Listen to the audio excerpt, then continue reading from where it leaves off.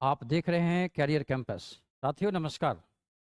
Dice के परिचय के बाद जहां स्टैंडर्ड डाइस और जनरल डाइस के को हम लोगों ने कंपेयर कर लिया था, तुलनात्मक अध्ययन कर लिया था। अब आप मेरी इस बात से अवश्य सहमत होंगे, अधिकांश प्रश्न सामान्य पासा जनरल डाइस से ही होता है। तो चलते हैं उसी पर फोकस करते हैं। जनरल डाइस में तीन स्थितियां आपको, अच्छा, प्रश्न में कभी कभी दो आकृतियां दी जाती हैं, कभी कभी तीन, कभी कभी चार। चलिए पांच भी देगा तो कोई मतलब नहीं, लेकिन पहले ही बता दें आपको कि आप जब भी प्रश्न बनाना प्रारंभ करेंगे तो किसी दो डाइस का सहारा लेकर बनाना होता है, इसलिए सीखेंगे भी हम लोग दो डाइस के आधार पर। पहली स्थिति सामान्य पासा की तीन स्थितियों में पहली स्थिति है जब दो सतहें कॉमन हो। शायद ये अक्षर आपको दिख ना रहे हों तो आप राइट डाउन कर लेंगे यहाँ पर। जब दो सतहें कॉमन हो, पहली कंडीशन।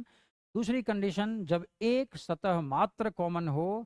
तीसरी जब एक भी सतह कॉमन ना हो। तो बारी बारी से आप देख रहे होंगे, एक जनरल डाइस है आपके पास, पांच और दो मिलकर सात हुआ, तो भाई ये जनरल डाइस है। आप देखेंगे, जरा गौर से देखिएगा, ये दो डाइस दिया है। चलो भाई, वो तो पूछेगा किसी एक सरफेस के अपोजिट, हमको सारे का सारा निकाल देना है। रेडी? कौन सी सतहें कॉमन हैं? तो आप कहेंगे पांच और दो कॉमन है दोनों जगह पर।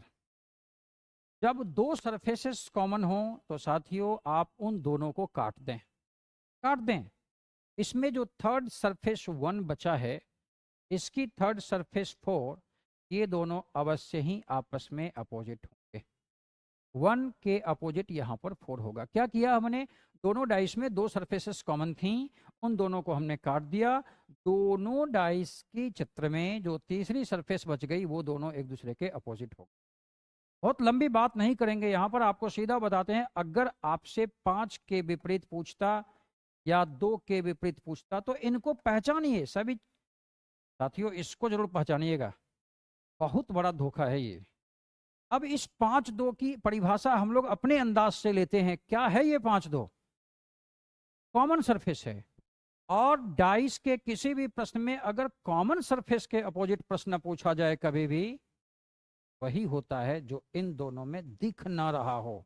आप देखें, एक से छह अंक जो उद्धृत होते हैं उनमें से कौन सा नहीं दिख रहा है? एक तो दिख रहा है, छह नहीं दिख रहा है।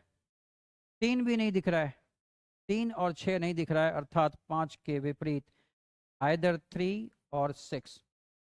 दो के विपरीत पूछा तो दो के अपोजिट पूछने का मतलब किसके अपोजिट?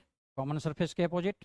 और कॉमन सरफेस के अपोजिट कौन होगा? जो दोनों में नहीं दिखेगा। तो दोनों में कौन नहीं दिख रहा है? तीन अथवा छह नहीं दिख रहा है, यही पांच और दो का अपोजिट सरफेस होगा। इसको याद कर लें आप कि अगर कभी भी डाइस में कॉमन सरफेस के अपोजिट पूछता हो आपसे, तो उन दो डाइसों में, जिस दो डाइस की आप चर्चा कर रहे हैं, उसमें वो नहीं हुआ होगा, वो नहीं दिख रहा होगा, तो वह जवाब उसका हो जाएगा। आगे बढ़ते हैं। अब आपसे कुछ अपेक्षा बनती है यहाँ पर कि आप प्रश्न को बनाएं। सबसे पहले फोकस करेंगे कितने सतहें कॉमन हैं। आप कहेंगे दो सतहें, वो कौन कौन सी हैं? छः एक। नियम क्या कहता है? छः एक जो अपोजिट सरफेस है काट दें। काट दिया आपने। यहाँ कौन सी सरफेस? यहाँ सरफेस दिख रही होगी आपको दो। यहाँ कौन सी सरफेस दिख रही है? तीसरी सरफेस पाँच। ये दोनों आपस में अपोजिट होंगे, कोई नहीं रोक सकता। बच गई कॉमन सरफेस के अपोजिट। इन दो डाइस के चित्रों में दिख कौन सा नहीं रहे? पांच तो दिख रहा है, तीन नहीं दिख रहा, और चार भी नहीं दिख रहा। यानी छः के अपोजिट अगर पूछे, या छोड़िए ना, एक के अपोजिट पूछे, फिर से लिख देते हैं, ये कैसी सरफेस? ये कॉमन सरफेस। कॉमन सरफेस के उल्टा कैसे ढूंढेंगे? जो दोनों में नहीं दिखेगा, ये याद रखना है। कौन सा नहीं दिख रहा है? अभी अभी तो चर्चा हुई थी भाई, तीन और चार नहीं दिख रहा है, इन दोनों के अपोजिट आइदर थ्री और फोर आंसर हो जाएगा। ये बात तो याद रखनी है। अगर किसी भी प्रश्न में ऐसे सरफेस के अपोजिट आपसे पूछता है जो दोनों में कॉमन हो, कोई झंझट नहीं, उन दोनों में जो न दिख रहा हो सीधा जवाब देकर आएंगे। अब बारी आई एक सतह कॉमन। देखिए, अभी जिस मेथड का आप प्रयोग कर रहे हैं, आप वीडियो देखेंगे, यह बहुत प्रचलित मेथड है, बहुत प्रचलित। लेकिन आप उससे भी थोड़ा आगे निकलें, उससे भी आसानी से आप काम करें, कलम का प्रयोग ना करना पड़े आपको। इसके लिए पहले पहले तो प्रचलित जो माध्यम है वो देखते हैं।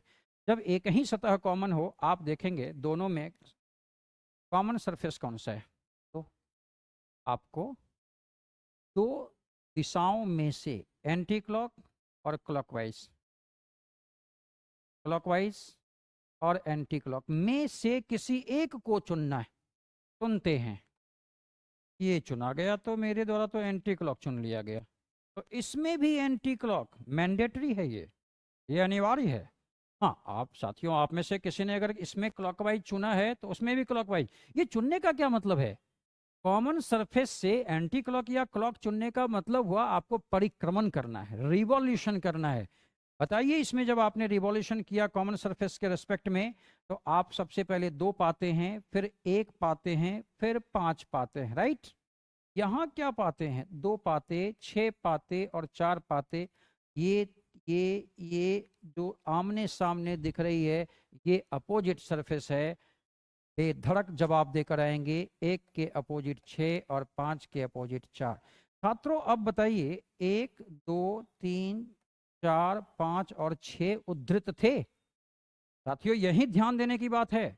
आपने कहा 1 के अपोजिट 6 होगा, चलो ये रिजर्व हो गया। 5 के अपोजिट 4 हो गया, तो बचा कौन? 2 और 3। तो बताइए 2 के उल्टा कौन? 3। तो क्या मेरी वह प्रारंभिक स्थिति की बात सत्य होती है कि यहाँ 2 कॉमन सरफेस है और कॉमन के अपोजिट वही होता जो इन दोनों में नहीं दिख रहा? क्या मेरी बात सही हुई? बिल्कुल सही हुई। लेकिन साथियों आपसे मेरी अपील होगी कि समझिए कि अगर एग्जामिनेशन में 5 के अपोजिट पूछा आपसे, तब जबकि दोनों में कॉमन सरफेस एक ही है, तो आपको घूमने की आवश्यकता नहीं। किसके बारे पूछा? 5 के बारे।